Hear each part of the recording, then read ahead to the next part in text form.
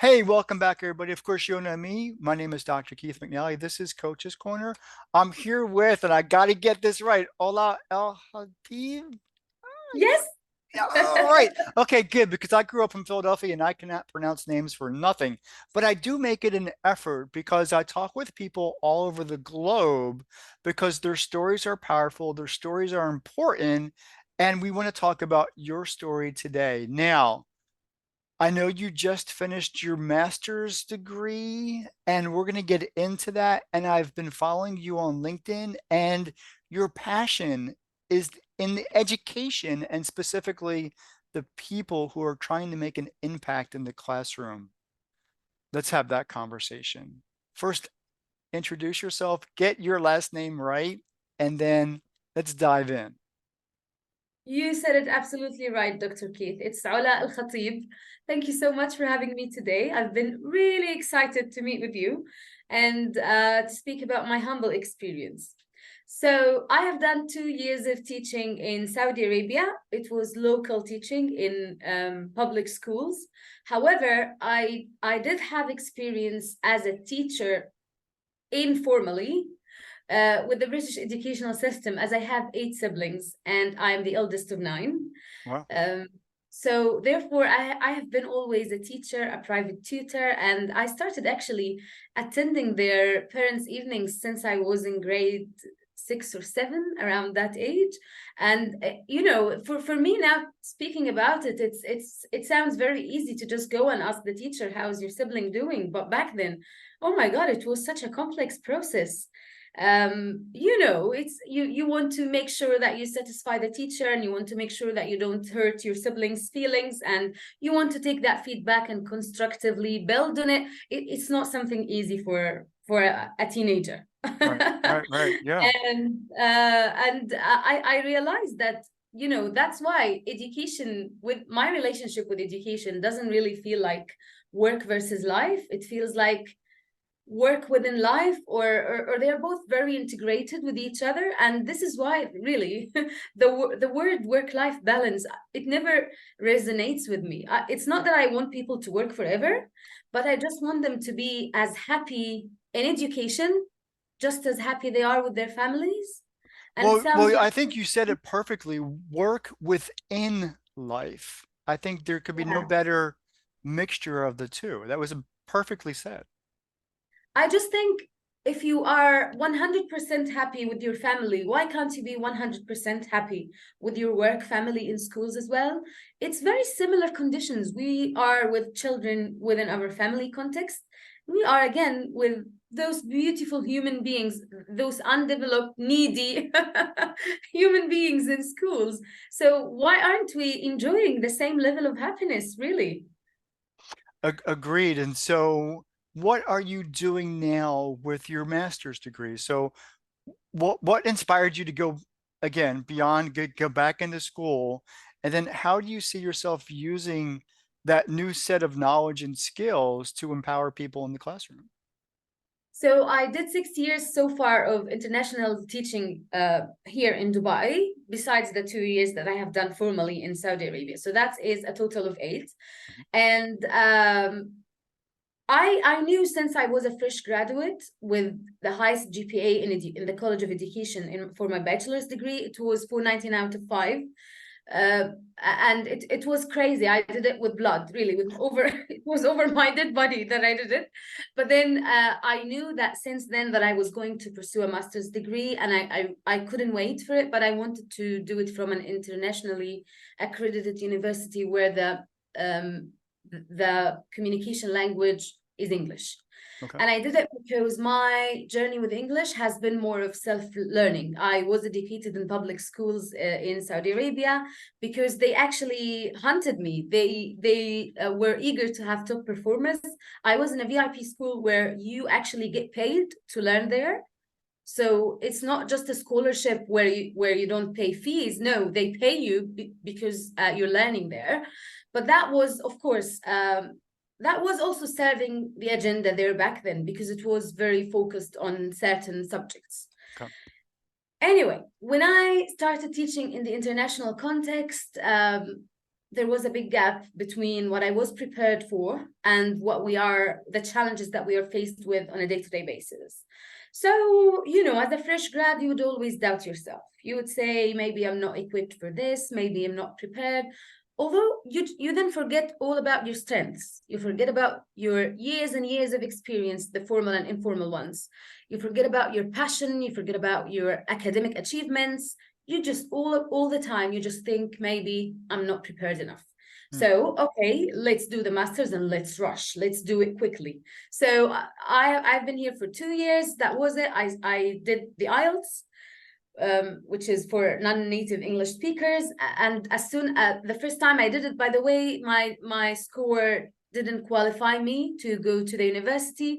So because it was a self-learning journey, like I said earlier, it's not like I attended school for English or anything. Yes, I was tutoring my siblings, but this is also self-learning journey.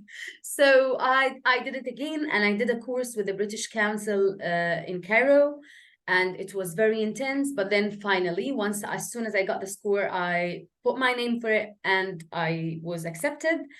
And it took me 4 years because I've been very reflective with it. When you are also a full-timer and a mom, it's a lot.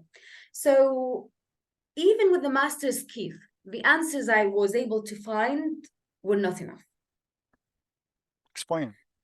Because imagine, I will ask you, if you are a teacher in the international context, I know you have done some mental health support for schools, right? See, yes. So you do have some imagination about the challenges that teachers are faced. So may Yes. I ask you, what do you think the challenges are? For the teacher specifically, or Yes. how do we, well, if we were to look at that, one, time constraints, two, lack of support from administration. And I'm looking at this just from an American's perspective, okay? Yeah. Because I'm here in America. So if we were to look at um, lack of peer support, lack of financial support means they don't get paid a whole lot. Even teachers with master's degrees or what we call national accreditation, uh, they get paid by where they are in the state and time and grade. And so with all that lack thereof, lack of support, uh, teachers are leaving. And then with all that, I think certain parents are frustrated with what they're seeing in terms of what their kids are being taught, how they're being taught, because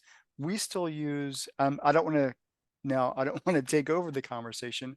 We use a public school structure that was designed, what, 100 years ago, with the whole purpose of getting kids through a system and putting them in jobs.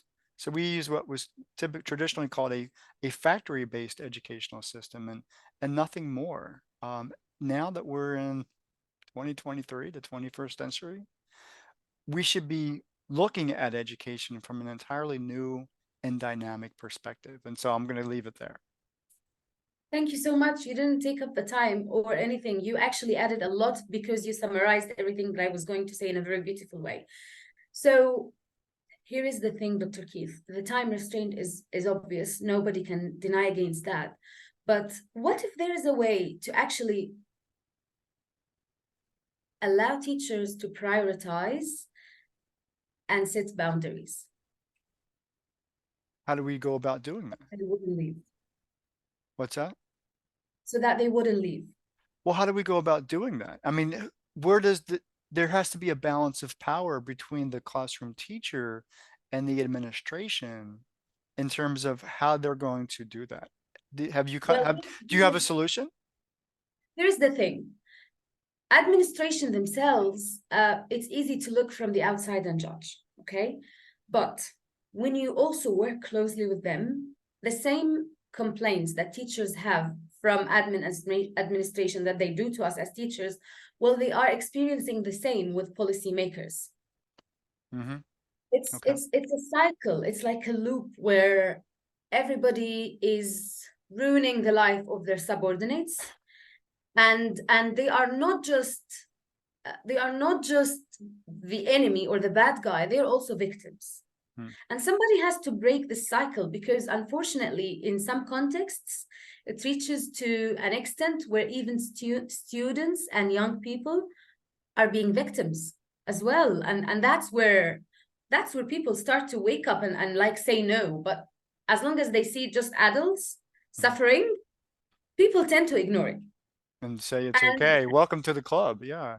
exactly. Yeah, yeah, yeah. Welcome to education. Literally. This is how education welcomes you. And I have had this conversation with even people who have been parachuted into education. So they were in other fields, art, drama, music, and then they thought that the education was more suitable for stability, to have a family and to have children. So they decided to be parachuted in education. And I don't want to say they regret it, but they always come say, we just didn't see all of these challenges. We Right. wish we had known.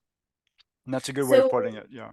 yeah, so there isn't enough vulnerability, and that's a start to build that awareness always. Okay. Really, educators need to embrace vulnerability and really speak about it, because speak about the challenges, if not for the sake of your own salvation, at least for others who are about to start their careers. So you really need to speak, and it doesn't mean that you want people not to become teachers. It doesn't mean you decide for them. It doesn't mean you tell them to leave. I'm not leaving myself. It just makes you aware so that you are ready and prepared for whatever is coming, you know. And I remember here a quote that I dearly love. It says, in all other fields, innovation is very, very welcome. They say it's welcomed in education. But for your innovative idea to be welcome in education, it has to tick all the boxes that have been there since 90s. Oh my gosh. That's just so true. That's just so true. So I've managed with a lot of research to actually my own mindset where I'm not in that everyone in that loop. Say that again because I lost your audio. Yeah, I was saying that with my extensive long hours of doing research and with my own experience of doing extra hours of work, I Okay. have come to embrace mindset where really being in that cycle is not happening for me anymore. I'm Okay. not there anymore. So I can give a few tips for teachers to be able to reach that level. But let's just agree on something. When you share there is lack of administrative support, Hmm. I'm going to be very honest, and this is sad, but I say it with laughter because it's better than crying. Administration is not there to support you as a teacher. The best they can do is not to destroy you. And if they don't, sing. Say that last part again. If they don't destroy you as a teacher, Right. then you are in a blessing that you are already enjoying. That And seems I'm not kind of, against that's a very it's low not standard. it's not that I'm against them. It's because for them also to not be destroyed by policymakers Hmm. is a blessing. Okay. But it's a very low standard. Yeah, just have very low standards when it comes to peer support, administrative support, and learn that you're going to be very much alone in this journey if you want to survive. But then I But got, then you well, wait, I got to ask you, there has to be change because we can't go forward like this anymore. And here's the I thing. think Yes, no, everybody in education knows it. Where does change yes, start? you need to say what you see first in order Okay. to be able to address it. I can't look, I can't see this incomplete and say, well, I'll just pretend it's complete. It's not full. Right. I can't pretend to say that I have received support in those 8 years while I haven't. Okay. Learning is your self journey. Nobody's gonna give you anything that you can use in the classroom. And this is not just based on my experience. Right. Even as a school principal, a governor will not help. You will ask them for budget for professional development or for masters or for PhD. They will say no. then this is what I'm hearing you say, is that the change has to come from the person in the space. The change has to come from the teachers. They Yeah, have to build their own support system. They have to exactly. they have to build mental well-being. They have to build and create a whatever, a network of professionals who will support one another, exchange ideas, and empower their space in order for them to, I don't even want to use the word survive, be Thrive. productive, be Yes. productive in that space. Yes? Yes, 300 schools in America actually have tried this teacher leadership model, where there are no principals, no vice principals, it's just teachers, and it worked. So if it's working for them, why don't you, wherever you are as a teacher, make it work? You need to really, as you said, connect with other like-minded people and don't wait for recognition, because the way I see it, it will never happen.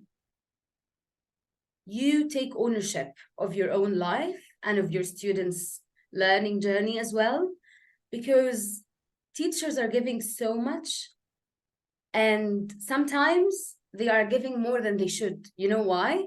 Because they waste time and energy doing things that administrators are asking them to do, whereas administrators themselves are not really invested in these. They have been just asked to ask teachers to do these things. And teachers, sometimes they just lack awareness of what matters the most. They forget. Can you imagine going to work where students are the core of your job, but they are the least element you would think of, the latest element you would think of, because of all of the other things that you have to do? This is the situation now, Dr. Keith. You go to work, you have, as a teacher, you have schemes of work to submit. You have planning meetings for planning that you need to attend within your department or within the school. You have assemblies that you need to lead yourself as a teacher. You have assemblies that you need to find the time for the students outside of lessons for them to make. Also, you need to do the marking, you need to write the reports, you need to respond to the parents' emails. What else? Like, literally, days are packed, and the least you could think of is your lessons. Mhm. If you just follow the lead of everybody. So what you need to do is you need to think for yourself, and you need to embrace ChatGPT for whatever is not necessarily impacting the students. I'm not saying do a horrible job. I'm just saying know what matters the most, and first things go first.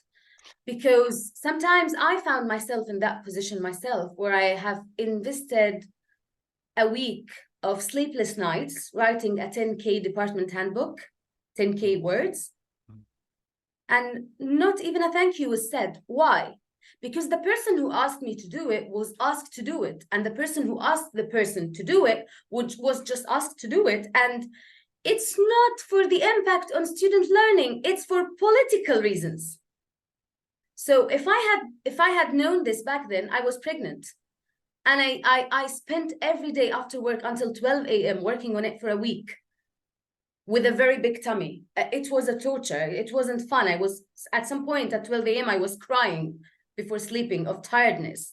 But I blame no one. I take ownership. This is my own doing. And it was necessary for me to learn. No master degree on its own will teach you this.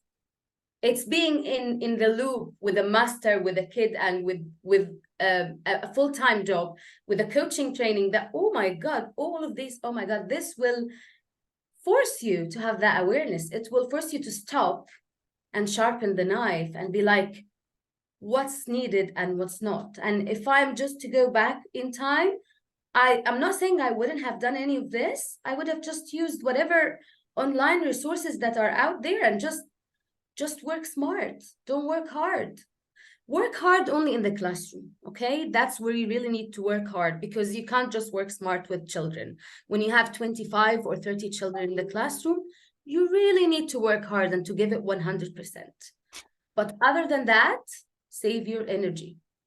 Well, let's change the gear here for a little bit. And because I think there's more to the conversation, let's bring you back to the conversation at a later time. But for right now, what is your position in helping others in the education space understand the message that you're trying to relay to them? What are you doing and how are you Find doing the it? alignment. Find the alignment between what you get to do on a day-to-day basis and your core values and who you are.